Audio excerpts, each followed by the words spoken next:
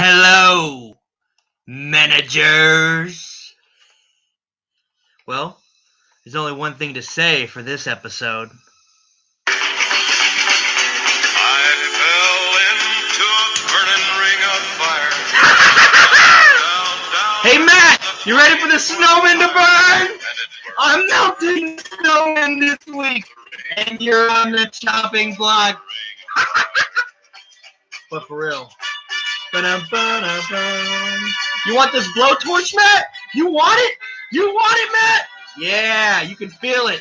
You can feel it. It's coming to burn the snowman down, baby. We're going to melt him to the ground.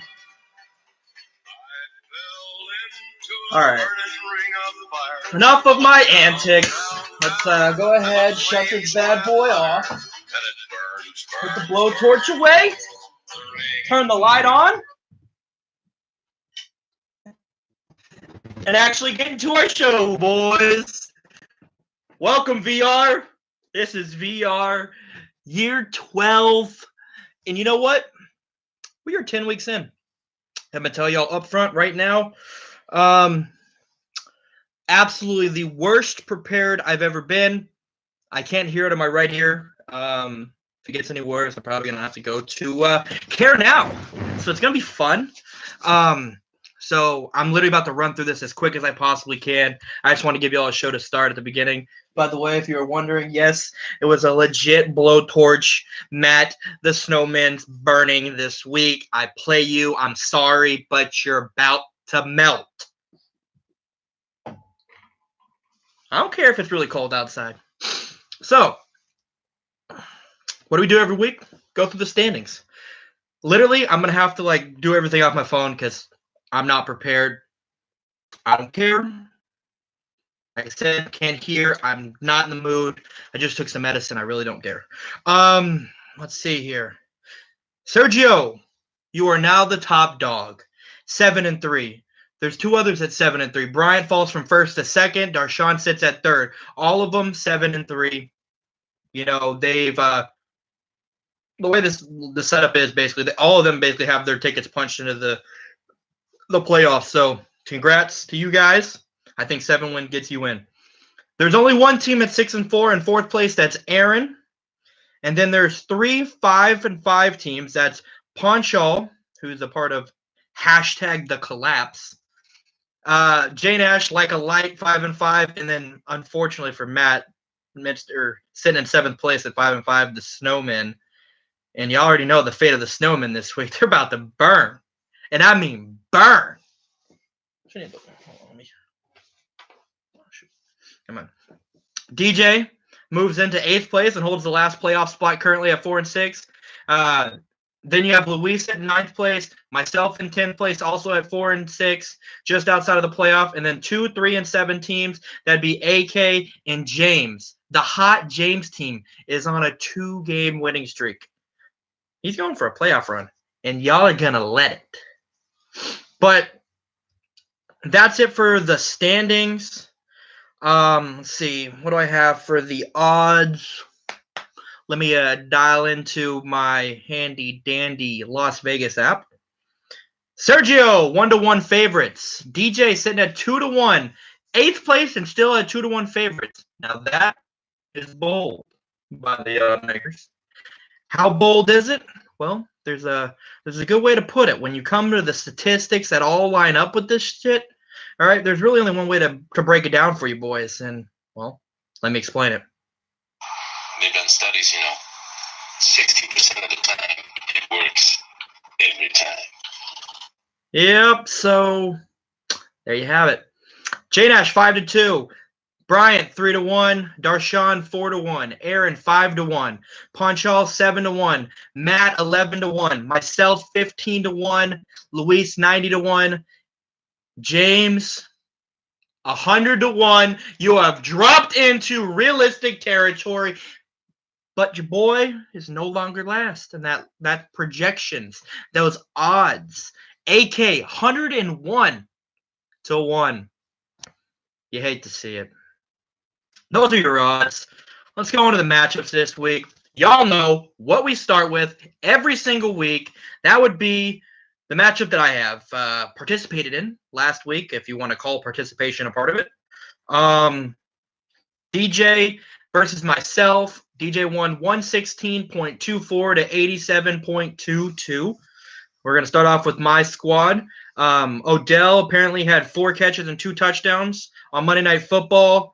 I'll be honest with you guys, I didn't watch a single play, so good work, I guess. Then Leonard Fournette, welcome back. 2 touchdowns. I mean, he had 9 points on the season coming into this week and put up 22.9 points. Just blowing up his season total for the season there. I mean, it's impressive. I'm actually kind of disappointed that Yahoo locks your guys once they start playing. At halftime, I wanted to drop Andy Dalton. At halftime, I was disappointed that I couldn't drop Andy Dalton. Then last night, when I could drop Andy Dalton, or whatever night that was, I dropped Andy Dalton. I think that was last night. It was fun. Probably the most fun I've actually had in fantasy this year. Actually hitting that drop button. I hit it and did a celebration in my room. It was first class. Going to DJ's side of the bracket. Honestly, the 2 running backs he traded for this week balled out.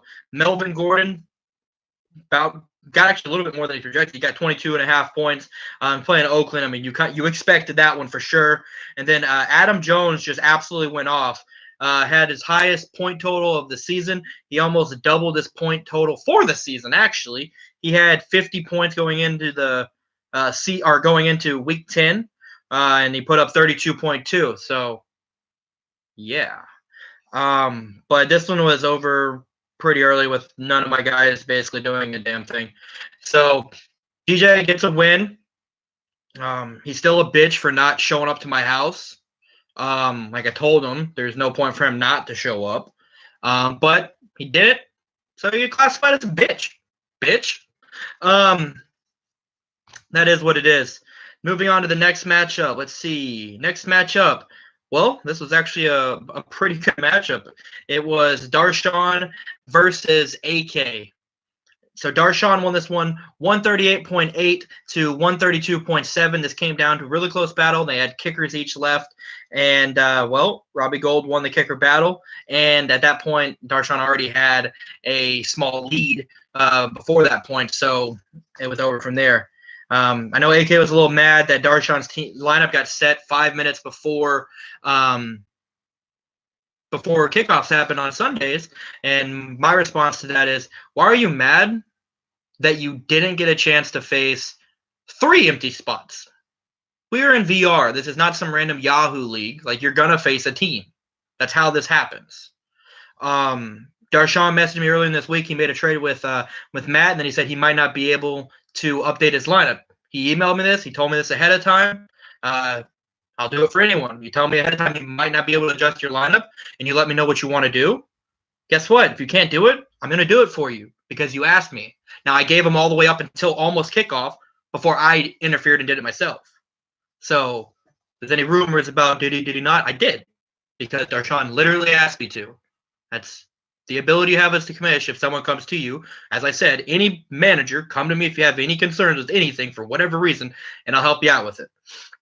But in this case, let's go with Allen Robinson. Have yourself a day, 28.3 points. Told you I'm not prepared. I don't know what he got yardage-wise or any of that stuff. And then I already touched on Robbie Gould beating out Jake Elliott 13-10. There you go. That's your position battle for this one. And then I'll pick another guy from AK's team. Let's go with Christian McCaffrey. He scored all 3 touchdowns on Thursday night for Carolina. They got like murdered, 52-21. But McCaffrey had a good game. Just wasn't enough. Just wasn't enough there. Tom Brady got him under 11 points. And DJ looks like a genius now. So he said, take that with you. AK has to deal without Brady this week. Sony Michel this week as they're on buys, but he's got Carson Wentz, so he should be fine. Can he climb into those playoff spots? I mean, it's closely tight there between a lot of the teams at the bottom. So any one of the last 6 people can get the last couple of spots. So we'll see. Then you have a battle of teams towards the top. Yeah, Sergio against Ponchal. Sergio won this one 137.02 to 124.36. For Sergio, Tyreek Hill, 2 touchdowns, over 100 yards, 28.7 points. Literally had a field day with Arizona. Kareem Hunt didn't go off this week, and Tyreek Hill is like, yes, all right, I got you. And just, Kansas City offense, they do their thing. The only thing is Pat Mahomes did not throw for 300 yards in this game for the first time in a while. That hurt Ponchal, I guess. Also, Matt Breida, damn, he had 28.2 points. What did he do? Please hold. What did he do? For real? I told you I didn't watch a snap of Monday Night Football. So apparently he had 17 rushes for 101 yards, a rushing touchdown, 31 receiving yards, and a touchdown. Yeah, that'll get you 28 or so points. So there you go. Serge balled out on Monday Night Football. Did Poncho have anyone? Oh, he had Barkley. Oh, damn. So I guess, yeah. I'm going to call that a Monday Night Miracle, I guess. I wasn't paying attention. So, yeah. Let's go to Ponchal's side. Nick Chubb gave him a chub and went bonkers against Atlanta for 35.9 points, including the longest rushing touchdown in Cleveland Browns history on a 92-yard rushing touchdown. He was just gone. And then Brandon Cooks, 19.9 points. Solid work from Ponchal's team, just not enough work. Next matchup, Bryant and Aaron. Aaron won this one in a close battle, 97.24 to 93.06. Basically, what happened with this one? Wasn't this on something happened late in this game, I think. I don't know what happened. Oh, yeah. I don't know. There was something I thought that happened late. DJ texted me about some score or something. I don't know. Didn't watch Monday Night Football. Let's see. Aaron's team. So we're going to start with Baker Mayfield, 28.64 points. He played one of his better games, his first career 3-touchdown game in his career early on, obviously. And then, that great guy that he got from DJ and Devontae Adams continuously putting in work. I know Aaron likes to let DJ know thank you for Devontae Adams, which when DJ told me that one, that actually cracked me up because I don't know what DJ was thinking when he made the trade in the first place. But, Aaron's got himself a winner there. Unfortunately for Aaron, negative is he did lose Cooper Kupp with a torn ACL.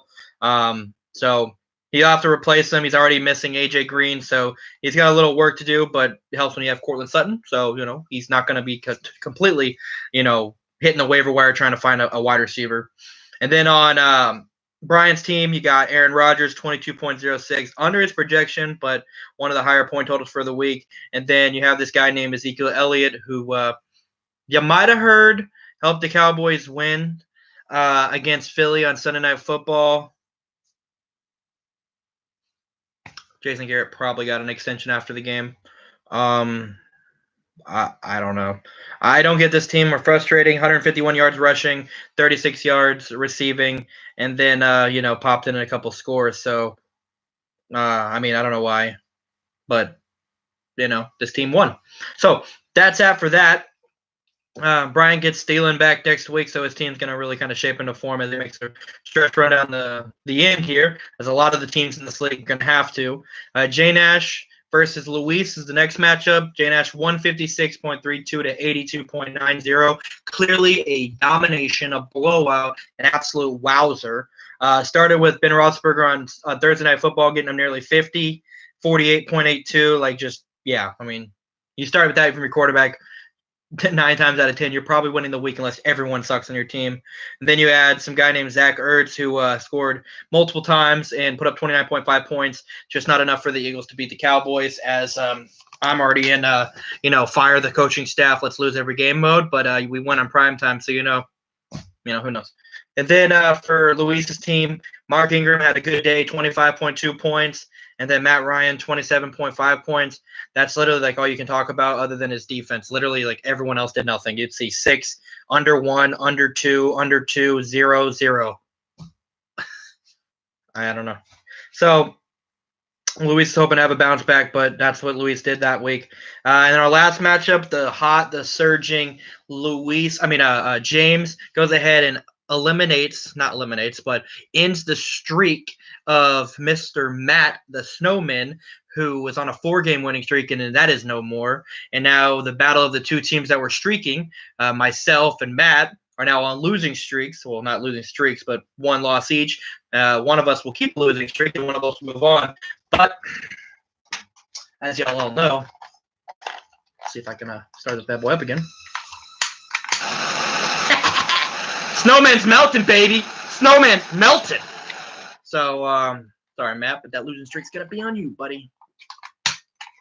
And that's all she wrote for that. For this one, though, James' team, Drew Brees, 34.9 points. LaShawn McCoy busting out, 26.8. Anthony Miller, 21.2. And, I mean, that's 3 good guys right there blowing up. For Matt's team, David Johnson had a big week, 30 points, just balling out to go with Russell Wilson's 32.24. Other than those 2 guys, though, I mean, you had some decent scores, but nothing like over the top. No one else more than, I think it was 11.7 from Keenan Allen. Everyone else was under 10 points. So, you know, it was a decent week, 110 points, but just not enough for Matt to pull out the win against James. Waiver wire, 9 a.m. Y'all know the rule tomorrow. Follow the rules. Trade deadline's over, so there'll be no more trading. Just like there's no more trading in the NFL now. We're past that point. Speaking of trades, I saw a poll on Twitter about should MLB you should be able to trade picks, right? The clear and only answer should be yes, you should be able to trade draft picks for the MLB. It's stupid that it doesn't happen already. That's my whole issue. I don't know what else to say. Guys, that's all I have for you. I tell you every week the matchups for the primetime games. So let me pull up my handy-dandy Sportstacular app here and look who's playing what. Let's start with the matchup for Thursday Night Football, Green Bay at Seattle. So Rodgers, Adam Jones, Devontae Adams, to mention a few, versus Russell Wilson, Doug Baldwin, Nick Vannett, maybe, and whichever running back they're going to roll out there this week, Chris Carson, Rashard Penny, there's another one, whatever. Sunday Night Football, Minnesota at Chicago. First time Chicago's going to host a Sunday Night Football game. I think it is in since 2011. I think I heard that. And then Monday Night Football. Unfortunately, this game is not even in America. It's in Mexico because this is like elite status on Monday Night Football. Chiefs, Rams. There's rumors that players might not play, though, because they don't like the field conditions in Kansas City. Yeah, that's just like a cop-out. I don't know. They're both 9-1 teams. They've already locked their playoff bids, basically. I don't know. We'll see if they all play. I'm assuming they will. I think it's just banter between the teams. But that should be one hell of a game, and I hope it is, because that could be a high-scoring game. That could be a fun one to watch. You have weapons all over the field in that one. So Monday Night Football should be a freaking blast. So everyone enjoyed that. Other than that, that's it for the week, guys. Y'all have a good one until next time, which I will bring you another one. Just know you have a good rest of the night, and hook 'em to everyone out there.